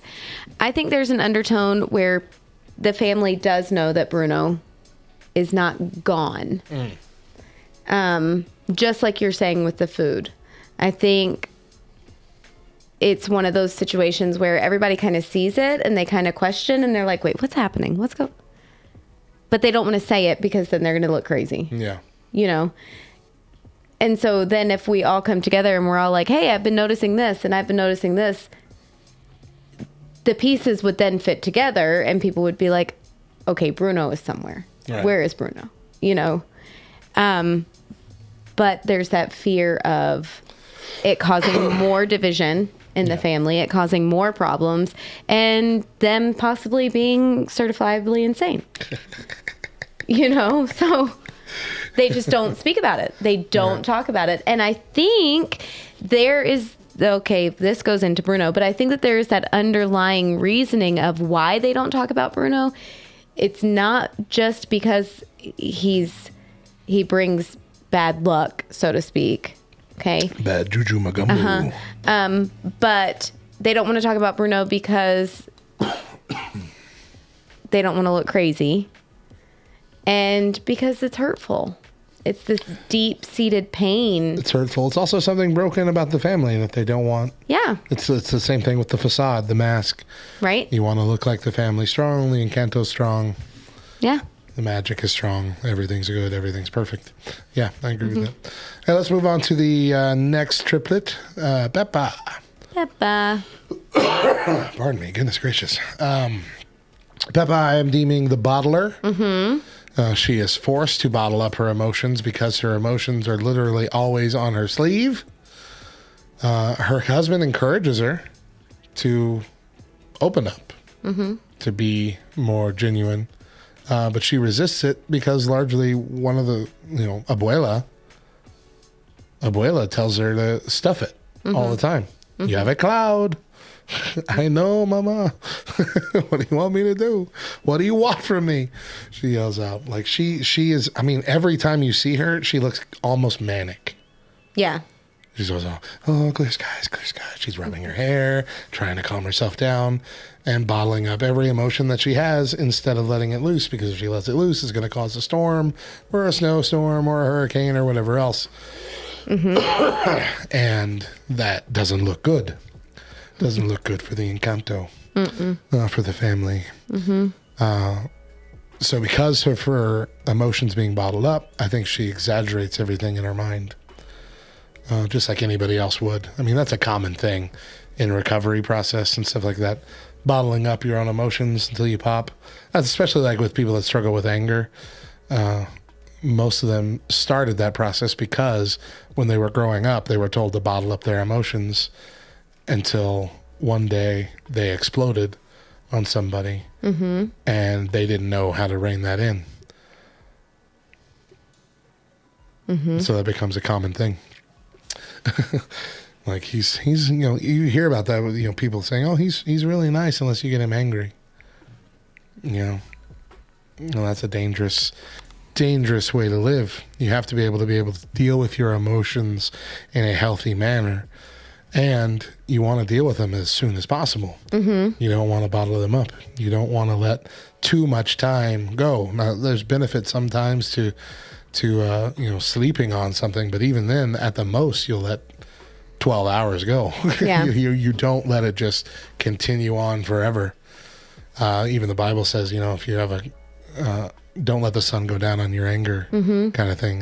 You deal with this stuff, get it done, get it resolved. So with her, we see her bottling all that up, and then we get to that song, We Don't Talk About Bruno, the most popular song from the movie, where she's sitting there telling Maribel and her husband Felix over and over again, we don't talk about Bruno. We don't talk about Bruno. We don't talk about Bruno. And then as the song starts, we don't talk about Bruno. No, we don't talk about Bruno. But That glorious butt where she explodes tells this whole exaggerated story of how Bruno came in all mischievous and devious, saying it looks like rain. And it destroys her wedding day. When we hear at the end of the thing, he's saying, it wasn't a prophecy. I was just worried about you. That's all it was. And she took that and bottled it up, and maybe over time that story in her mind grew as to how it went down and how it affected her. But despite her big protests of we don't talk about Bruno, she let it all spill out, which even as Felix is kind of taking over and telling the story, she even implies that you need to shut up. I'm telling the story. Like, I'm getting this out right now. Don't step on my story. And again, like I said, it wasn't an accurate representation of Bruno. It was an exaggerated tale. And I think that comes from having bottled it up for so long. I think if you have an understanding of what how struggles can kind of become a domino effect and how they can kind of grow into something more than just that one individual struggle, then you can clearly see the parallel between Julietta, Pepa, Bruno, and Luisa, Isabella, and Maribel. I believe Luisa and Pepa are similar.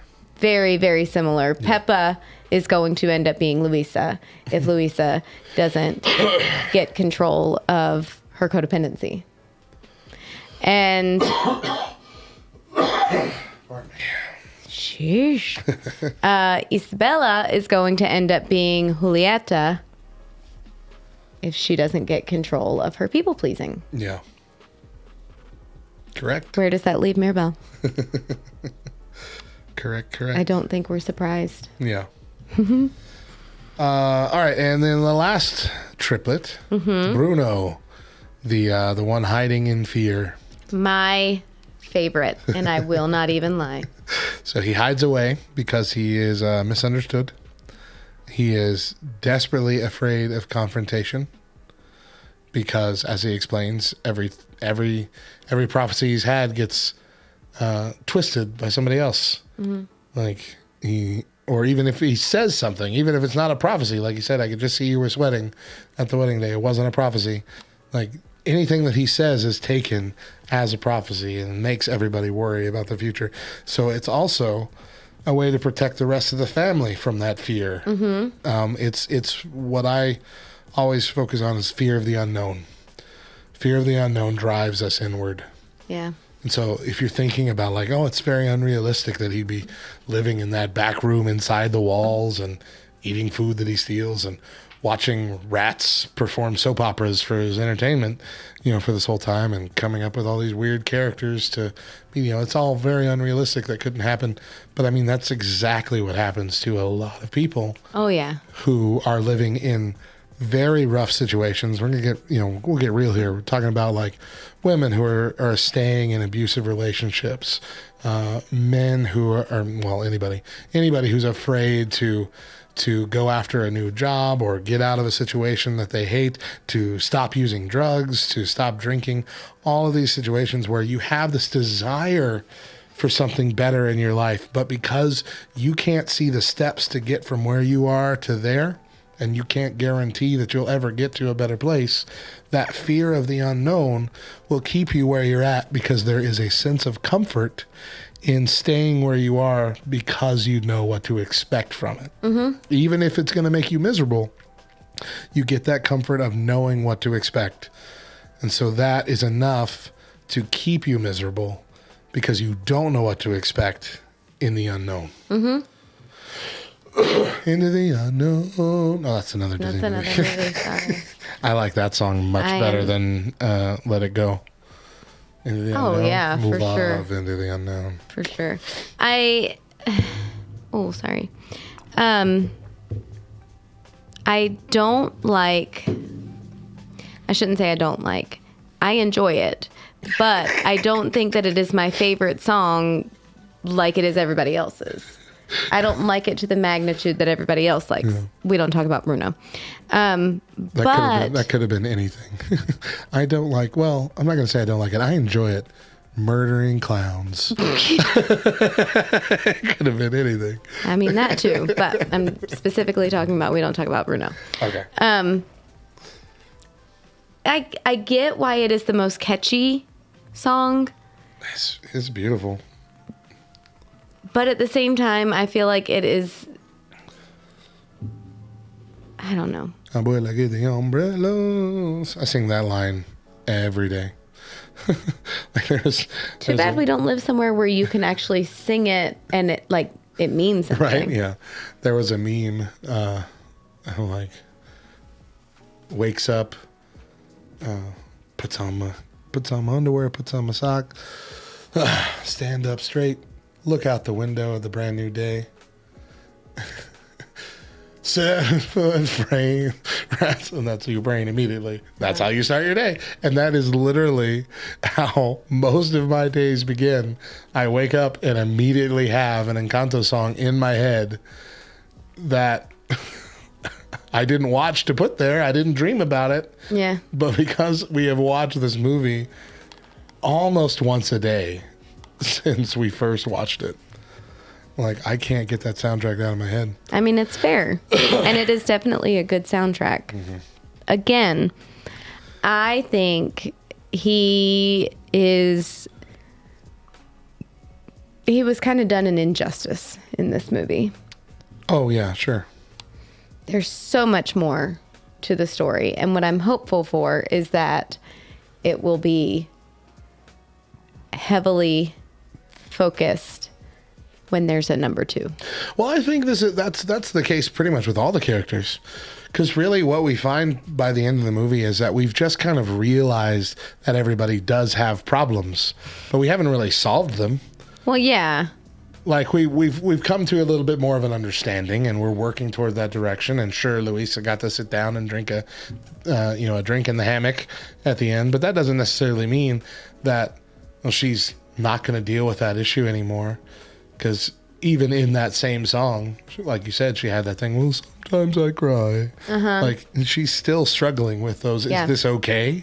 Is it okay to not be strong all the time? I do feel like we have a little more closure with the sisters than we do with the triplets. Absolutely, yeah. So again, I'm hopeful for a part 2 in this. I can't imagine they won't try to shoehorn a second one out, given how popular this was. Yeah. Exactly. I think as we kind of round out the triplet chat here and trip chat. Yeah, give a nod to what's happening tomorrow. It is a perfect display of a generational hurt and the way that it can carry out through, it becomes multi-generational. What's happening tomorrow? Well, in our next discussion. Okay. I'm sorry. Sorry. In our next discussion. I thought this was outside of the show. No. What are you pulling into? Giving a nod to our next chat. Gotcha. That it all starts from one thing, and all of this, it's a trickle-down effect. Gotcha. All right, well, we have now looked at 5 characters, and next time we are going to focus on Maribel and Abuela. Mm-hmm. Stick around. We'll be back with more. Have you ever been around another person that used a word or phrase that you were absolutely certain you should know, but you didn't? Of course you have. Well, don't worry, nerd, because we've got some great news for you. You're about to learn something brand new.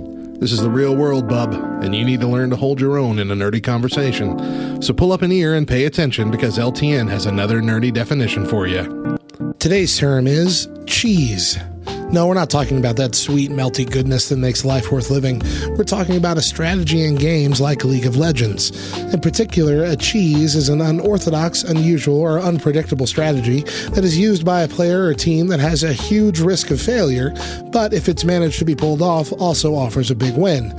These strategies typically only work when the opponents don't see it coming, because it's often such a dumb play, no serious player would typically try it. Sometimes cheesing refers to a strategy that uses an element that isn't technically cheating, but most players would consider it to be. An example from my childhood would be from the original Mortal Kombat game, where a player could use Scorpion's "get over here" move over and over again and never let their opponent even make a move. That is a cheese strategy, a cheap trick that requires almost no skill but does a lot of damage. Simply put, it's bad manners. But why is it called cheese? No one really has that nailed down, as the term actually dates back as early as 1992. However, the leading theory is that it's just a combination of the words cheap, cheat, and easy. So next time you're playing Among Us and someone kills you on spawn, you can call them out for cheesing, because now you understand that reference.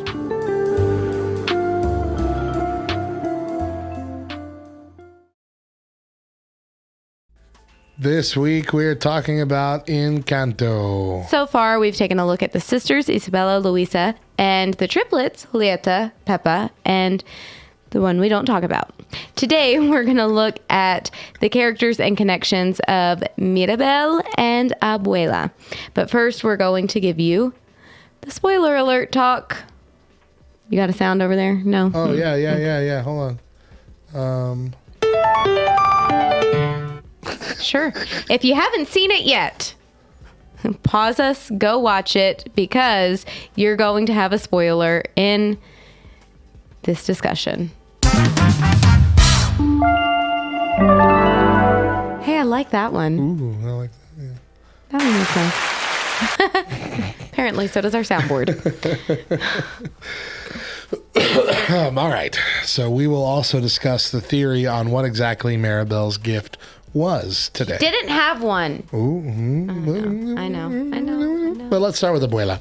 Abuela, the perfectionist. No, that is not what she is. Explain. I'll let you go first. She is the controller. What do you think a perfectionist is? No, a perfectionist doesn't necessarily need to have control. A perfectionist just needs that everything be done correctly. Whereas, no, they are two very different things. They are two very different things. A controller has to have control of all situations at all times. Okay. Everyone. Well, in this situation, that is what she uses. She uses that word, everything has to be perfect, that she says to everybody. That is how she's controlling people. So that's why I'm using the term. But I understand what you're saying. There can be people that are perfectionists that are just focused on their own lives. Mm-hmm. Yeah, I get you. But that's not what I mean here. She struggles with control. She's definitely experienced trauma, which we see. Mm-hmm. And she's repressed a lot of that inwardly.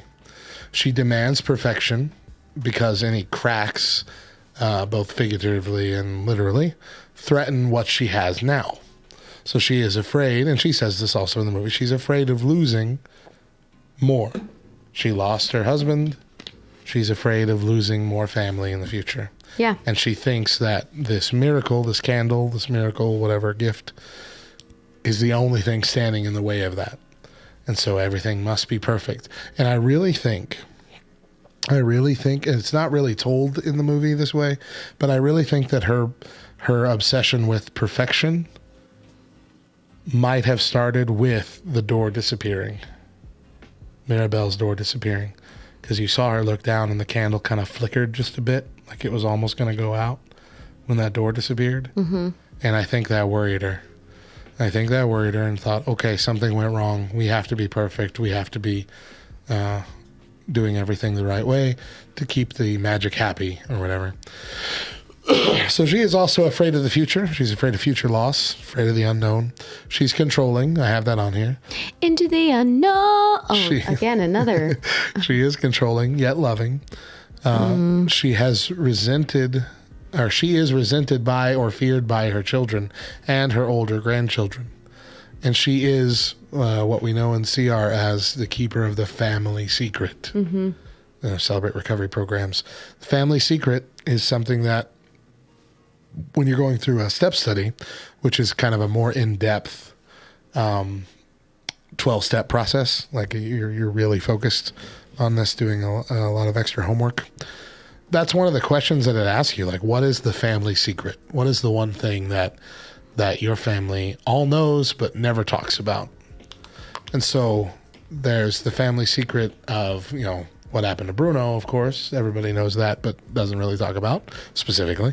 But I think the family secret that I'm thinking of here is really that the magic is dying. Mm-hmm. We see, Maribel outside her window, hear her give sort of a prayer, not really a prayer, but talking to her dead husband in the form of a prayer, kind of, about, we can't let them know that the magic is dying. We can't let the magic die. Very worried that she's going to lose the Encanto as a whole, or her family, or the magic's going to be gone. And because the magic's gone, the Encanto is going to, fall apart. All kinds of those worries of what's going to happen in the future. And that causes her to, like you said, be controlling, nitpick, make sure everybody is doing everything correctly, and to the point where it's making everybody else nuts. So there, for me, and I told Matt this before we started, Abuela is my least favorite character. I have a very, very difficult time. She's the closest thing to a villain the movie actually has, even though she has a redemption and she realizes her struggle at the end. But there is no traditional villain in the movie. No. And so everyone is a villain to some degree. To some degree, a little bit, yeah. To be completely honest. It's not entirely wrong, yeah. Yeah. We all are our own villain. So specifically for me with Abuela, you said that she's controlling yet loving. And I think that she would like to say she's controlling yet loving. But what has actually ended up happening is that she is so controlling, she has lost sight of love for her family. No, so she doesn't want for the family to fall apart. But she is unwilling to accept anyone where they are at all. She's unwilling to accept Isabella. She will not let Isabella live the way that she wants to live. Even when Isabella makes that big mess. And Maribel and Isabella try and tell Abuela, no, she's happy. No, she's not. She cannot, absolutely not. She is not going to be happy like this. Clean up the mess. She's unwilling to allow Isabella to be who she wants to be. She is unwilling to love Maribel at all. Constantly pointing fingers and pointing out the fault. And it may be like a sly undertone, like sly remarks, but it's still those sly remarks that leave scars that hurt, that are so very painful. And finally, Maribel gets to the point where she's like, no, I'm not going to take this from you anymore. To be completely honest, there's a lot of emotional abuse from Abuela. Sure. And I think that is probably why, for me, she is my least favorite. Yeah. Because it gets kind of sugar-coated in the sense that, yes, she faced trauma. And yes, there was a lot of hardship that I'm sensitive towards. Yeah. However, her trauma and hardship has caused 6 people, at the very least, 6 people that we've, 5 so far, but 6 that we will look at overall, who have had to lead very difficult, hard lives and struggles of their own because Abuela dealt with something hard. Yeah. And for me, I have a hard time rationalizing that. I have a hard time. That is projecting your own pain and your own hurt and your own fears onto other people, which then causes struggle and trauma in their own lives without even realizing it. Yeah. Yeah, I'm not saying that any of that gets justified by her redemption moment at the end. But I'm not saying, but I am saying that doesn't necessarily negate the fact that she does love her family. I think that instead what it indicates is that she's convinced herself that what she's doing is best for her family, and thus that is the best form of love that she can show them. Okay. Now, still, obviously, everything that you said, 100% true. Very controlling, emotionally manipulative.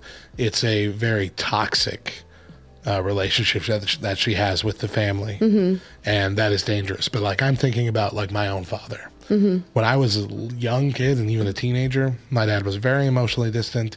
Very the only interactions I had with him were negative ones. He would take out a lot of his anger on me. But as I've grown up, I've seen he was struggling so much during that time in ways that I didn't know. Right. And I don't think he liked himself doing what he was doing either. And, knowing times that I have, made similar mistakes or struggled with anger or things of that nature, I can see how he got to that point and have that kind of empathetic feeling. Sure. Of, I see how that slippery slope happened, and I can see how you struggled with that. And as adults now, before my father passed away, we had several conversations about that. Yeah. And, he apologized, and he had those kind of come to Jesus moments himself, though kind of more spread out over time. But like, he realized who he was back then, realized who he let himself become. But that didn't mean that he didn't love me in those times. And I never thought that he didn't. Right. But I didn't ever feel it at that time. Yeah. And all I ever felt from him was either anger or control issues. And so I guess I'm just not willing to so easily say that she's not loving just because it's not shown in the correct way. So for me, and it might be splitting hairs. I don't know. No, here's why I'm so, I don't want to say passionate about it, but why I think that it is such an important thing to address. In abusive relationships, whether it be spousal or parental, whatever, between siblings, whatever, in abusive relationships, it is so common, that people stick around and tough it out because they say, well, I know that they love me. Sure. And that is so dangerous because yes, they may have love for you. There may be an underlying feeling of, overall concern and care for your well-being, but their actions are not loving. Right. And that is something that is very important. And I don't just mean physically abusive because at 36... emotional. Yeah, at 36 years old, I have come to realize that with my own biological father and myself, the relationship is abusive. Yeah. Has always been. And I have had to set boundaries for my own mental health because in a lot of ways he is like Abuela.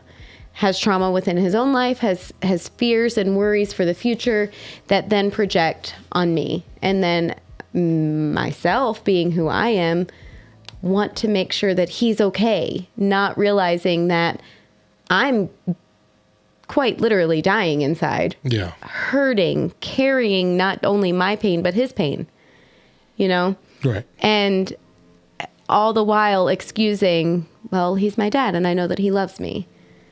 Okay, he may love me to the degree in which he knows how to love, but there comes a time in every person's life and in their recovery where they have to be honest and admit that the love that they're showing is not love.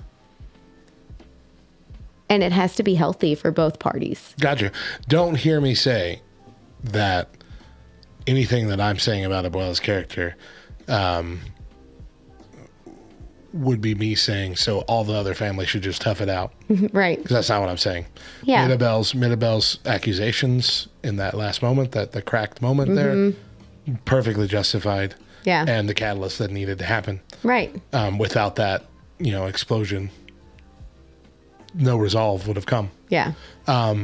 There is definitely cause for anybody in a toxic relationship with a parent or a grandparent or whatever, what have you, authority figure in your life, where you have to make the decision to leave or to change the boundaries of that relationship. Right. Yeah, I'm not saying that whatsoever.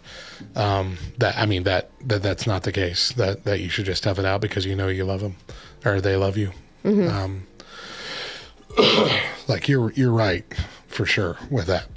So it's just a hard. It's a hard dynamic. Yeah. It really is. Explain. Yes. Really. Yeah. So let's move to Mirabel. Okay. Now Mirabel, I've labeled the lost.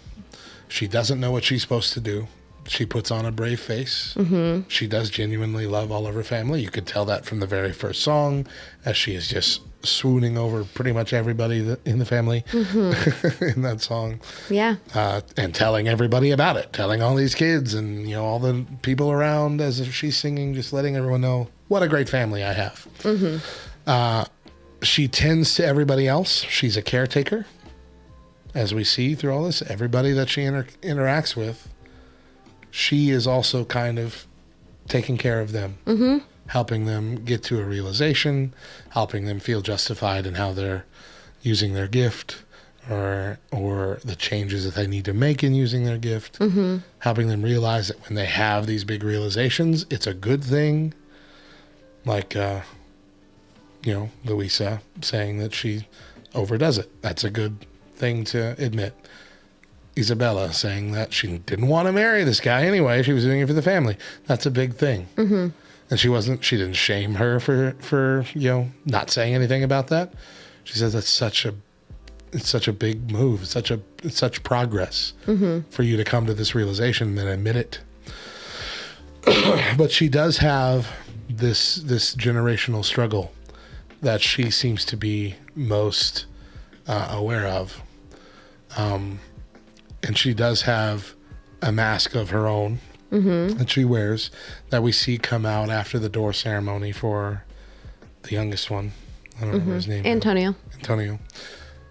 Where she's afraid that she's not good enough, that she's not worthy. She wants to be given a chance to prove that she's good enough.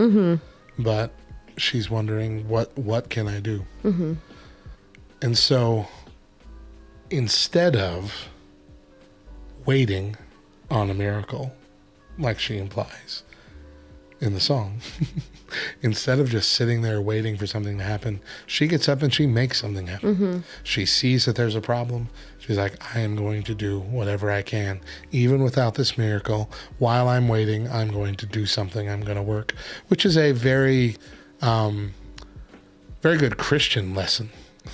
Because there are a lot of us who are like, I'm just waiting on what God wants me to do. I'm waiting on the path God wants me to have. Well, while you're waiting, get up and do some other good stuff. Get up and serve somewhere else. Get up and help. Yeah. Even if you don't know if that's the end goal for your life with God, as long as you're doing things that are good for the kingdom, get up and do them until God shows you where you're going to be next. Yes. But that's the mindset that she has. And ultimately, we see that she has a connection with everybody, including Abuela, in a way that nobody else has a connection with her. So we have the butterflies that we saw. We see that song that is talking about the two caterpillars and then eventually two butterflies. But this is my interpretation here. Is that Mirabel does have a gift. And the gift is being the next caretaker of the miracle. Okay. The door disappears because the casita is her house. The casita is her room. She is the only other person besides Abuela that talks to casita. She is the only other person besides Abuela that is concerned with everybody else, but in a good way, as opposed to Abuela's concerned with everybody being perfect. She is concerned that everybody is being the actual perfect, like becoming who they're supposed to be, dealing with things the way they're supposed to be. Yeah. Now she has to come around to these things kind of organically herself and deal with her own issues, like even going to talk to Isabella. But basically what she does is get everybody else to open up their eyes to the reality of the world around them, and to the house, and to the Encanto, and to the problems that are arising. Opening up Bruno's eyes to nobody wanted you to leave. Mm-hmm. Opening up, her sister's eyes. Opening up. Giving Antonio courage. Yeah. She is caring for the family. Yeah. Now we see this with we talked about with the Discord peeps. We talked about the clothing. Mm-hmm. How the different things. Yes. So Abuela's dress has butterflies, but then it also has those twin mountains that encase the Encanto. Uh-huh. Which shows that her focus is on the entirety of the Encanto, the good of the Encanto, not necessarily on the health and well-being of her family.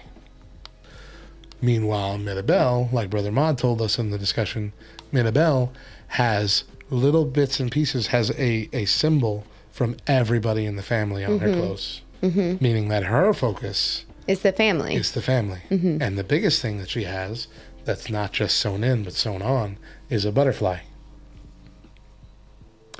And I think it was Eli that pointed out that in the kitchen, otherwise known in most cultures as the heart of the home, is covered in butterflies in the stonework.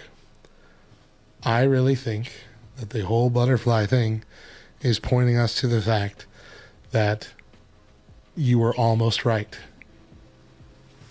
That Maribel was almost the house. Yeah. That really, Maribel is the caretaker of the house. Yeah. And the family at large, that she will be taking over from Abuela at this point.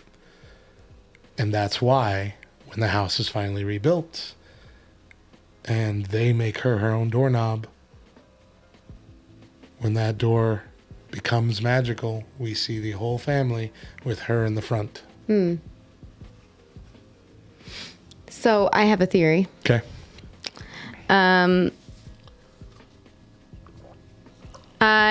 So in all the times of watching it, there was one viewing where I kind of had this epiphany, if you will, but I misspoke. But I think that it is my misspeaking kind of got me to where I need to be. Okay. So, oh gracious, now I can't remember. But anyway, I said that Mirabel means miracle, which it doesn't. There's another M name that's Spanish that means miracle, and milagro. Yeah. Milagro. That means miracle. However, I think that the reason the candle is losing its power is in fact because Abuela was putting so much emphasis on this candle being what was holding the family together and the casito and the Encanto together, when in all actuality, it's not that it's losing its power, but that it's giving power to the one who is going to hold the family together. Yeah, I could see that too. Yeah. You know, Mirabel is the miracle. Well, yeah, they even say that in that song. Right. Bruno says, "You're the real miracle kid." Uh-huh. Yeah. But I think that it gets kind of overshadowed, maybe. Muddied a bit. Yeah, and that's kind of what I was talking about when we were discussing the flaws. Like, we needed an extra 15 minutes to really flesh this out. That's the only real gripe I have with the movie, is that, like, the first time I watched it and it ended, I'm like, I still have so many questions. Yeah. And you don't really get better. It's more like you just kind of pick up on things and feed into your own mind of what this all means, which is what we've been doing all along this week. But like if we had like just 15 more minutes where we could explain exactly what this meant, exactly what this was, it would help us out a whole lot. Exactly. Yeah. Yep. But I think that gets a lot of people aren't even grasping at that, you know, it's not that the candle is losing power, but that it's shifting. Right. That's a good, and yeah, you know what? Yeah. Because when the magic comes back at the end, is there a candle? Do we see a candle anywhere? I believe so. I'm going to have to watch it again because I don't remember seeing a candle after it comes back. I thought maybe it does. I thought we did. That's what I remember. But I don't think that it's as bright. Like it's as significant of a maybe. Anyway. Yeah. I don't know how to explain it. But also, does Maribel get her own room or is she going to stay in the nursery in the new house too? That's what I need to know. No, the whole house is it's like you said, Abuela got her own room and she doesn't have a power. Mm-hmm. No, but the whole house is hers. So I don't know. For the longest time, that whole first time that we watched it, she is the casita. That is her power. And my kids are like, no, it's not. That's stupid. The family doesn't live in her. Mm-hmm, right. So for anyone who's keeping tabs, Mirabel is my oldest. Yeah. It is Topher. Very much so. The caretaker. And it makes me sad to say. It really does. If anything, this has opened up my eyes to like, not my kids' struggles, but how to better love my children. Mm. Do you know what I mean? Sure. I don't want to make the same mistakes that the family Madrigal made. Okay? But anyway, kind of lost, kind of overlooked in the sense that his brother is the athlete and is a competitive athlete, and that is his identity, and that is what we praise him for. That is what we acknowledge him for. And his sister is the baby and the sister and the only girl and the perfect one. And oh, she's so cute. And now it's she's so beautiful, you know. And then there's Topher. And what is his thing? You know, and it's something that I've shared about before since LTN, being able to really see him kind of come into his thing. Yeah. And having a better understanding from a parental perspective and a non-gamer's perspective of what his thing is. I definitely feel like he's a little less like Mirabel than what he could have been a couple years ago. Yeah. But it is very much that, well, who am I? Where do I fit in? But I fit in so much that the weight of this family and the success of this family, if you will, our relationships are so significant and so important that I'm carrying that. I'm holding it together, you know? Yeah. It is definitely a kick you in the teeth kind of movie if you are a parent. So, do you have any final thoughts on the movie or Maribel's character or anything in general to wrap us up? No, I think that I exhausted all of my thoughts. Well, if you haven't seen it yet, if you were, disregarding our sirens. I know, we gave plenty of them. And you have not seen this movie, go see this movie. It is so good. Yeah, it's fantastic. It's a fantastic movie with a fantastic soundtrack. Probably the best soundtrack in a Disney movie in a long, long time. Well, so I wouldn't say in a long, long time, because Frozen 2's soundtrack was good. I don't even remember any other song besides Into the Unknown. And I can't say that about Encanto. I remember every single song about Encanto. Well, no, duh, because Encanto just came out and you've watched it 26 times in the last month. Because it's good. Okay. Your kids were not... Okay, here's what I'm saying. I heard soundtrack stuff first, and that made me want to watch the movie. Sure. I heard that song from Frozen first, and that made me want to listen to that song again. Into the Unknown. Didn't make me want to watch the movie. So... And even after watching the movie, I think 3 times now, I still don't recall being excited about any other song that came on. Oh, okay. Kristoff's song, that was like the 80s love ballad to Anna. It was just, I guess, here's what my mindset. That was a more